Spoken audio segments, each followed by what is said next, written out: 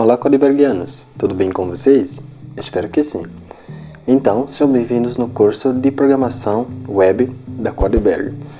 Então, na aula passada tivemos o privilégio de aprendermos o que é um formulário e a criarmos um formulário HTML, onde podemos aprender que um formulário HTML é um formulário de preenchimento de dados.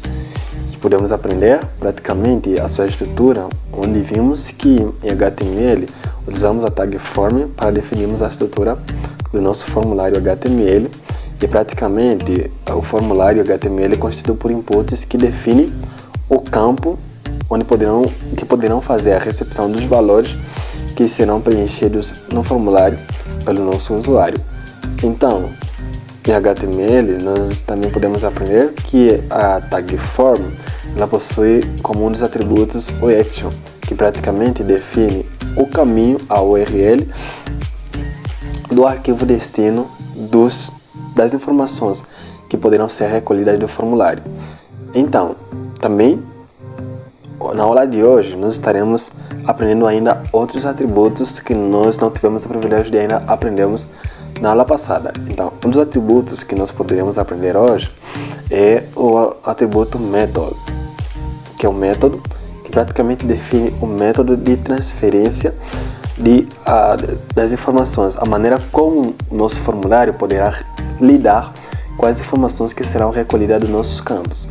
E o método, praticamente, ele possui dois valores, get e post. O get é o método padrão que praticamente envia as informações através de uma URL. Já o post, ele envia os dados recolhidos, as informações, através de um corpo de solicitação HTTP.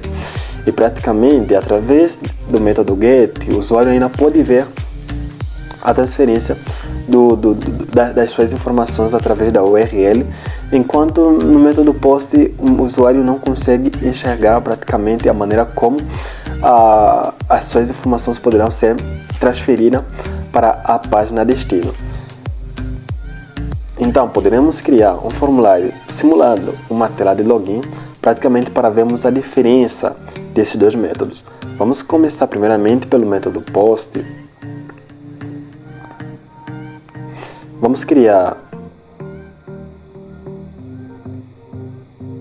um input para o nome, que vai praticamente receber o nome do usuário do nosso sistema. Vamos definir um placeholder, um nome.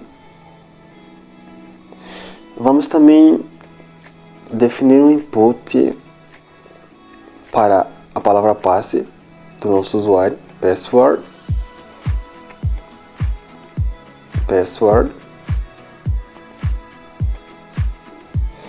Também vamos definir um placeholder, asterístico,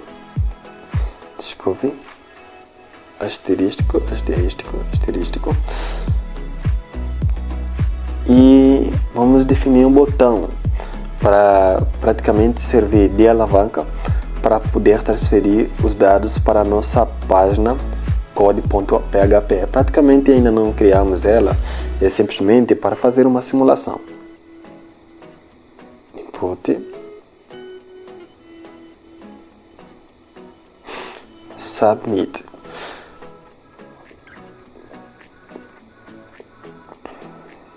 Vamos dar o nome de btn-enviar.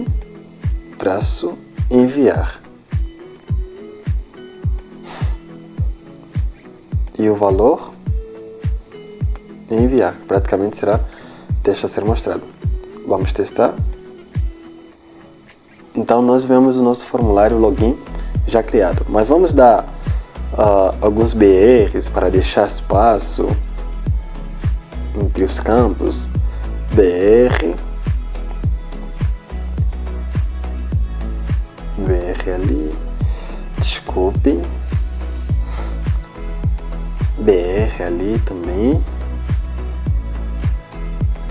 BR de novo. Então são por ali quatro BRs que poderão deixar espaço suficiente para que a estrutura fique assim, um pouquinho organizada, legal, né? Então, nosso formulário já está. Então, vamos testar nosso método, que é o nosso primeiro método, que é o método POST, para vermos como é que ele poderá lidar com as informações que nós poderemos inserir nos nossos campos. Então, o primeiro campo é para o método. Nós vemos o nosso placeholder praticamente, mostrando que o primeiro campo vai receber um nome. Então, é para isso que o placeholder serve. Codeberg. Vamos definir uma senha, uma palavra passe. 1, 2, 3. Vamos enviar. Então, praticamente essa reação toda, porque ainda nós não criamos a nossa página code.php. Então, por isso, pelo editor, pelo navegador não ter encontrado a página code.php, então ele envia essa mensagem aqui de erro, dizendo que página da web não disponível. Então, como nós vemos, essa aqui é a reação do método POST. Não conseguimos realmente enxergar o nome, a senha, a password, ou seja, todos os campos que nós definimos, nós não vemos nada. Apenas nós vemos na URL o code.php, que praticamente é a URL do ficheiro destino, onde nós queríamos enviar nossos dados. Praticamente, o que o navegador queria fazer? O navegador, que através de uma solicitação HTTP, queria enviar os dados que foram recolhidos dos campos para a página code.php. Praticamente, nós não conseguimos ver como é que o navegador fez isso. Já para o método POST, o caso já é diferente. Vamos testar para ver.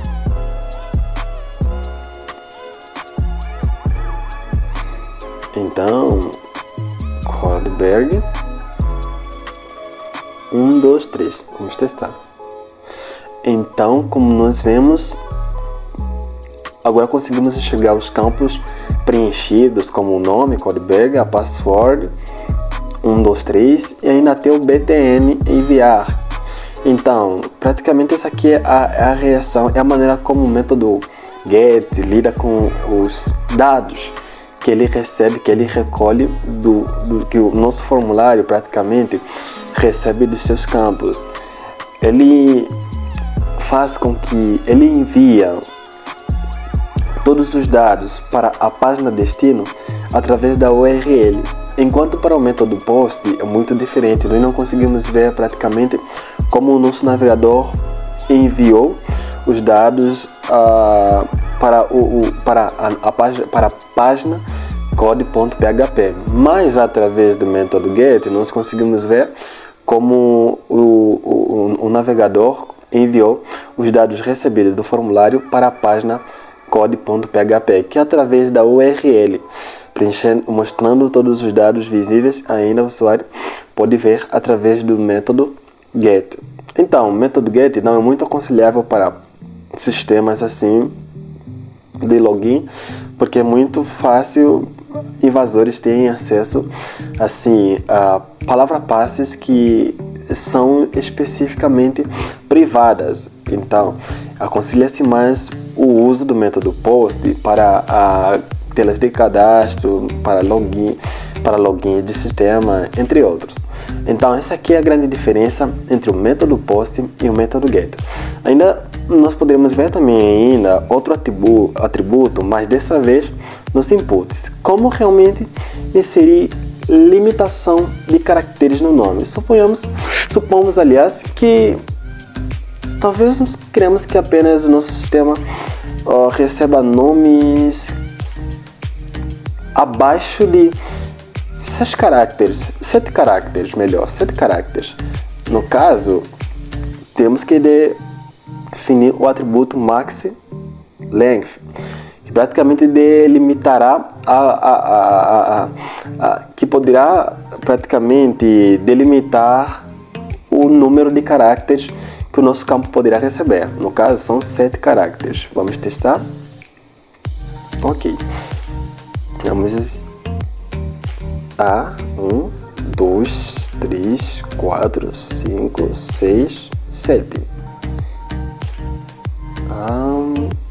não funcionou. Vamos ver.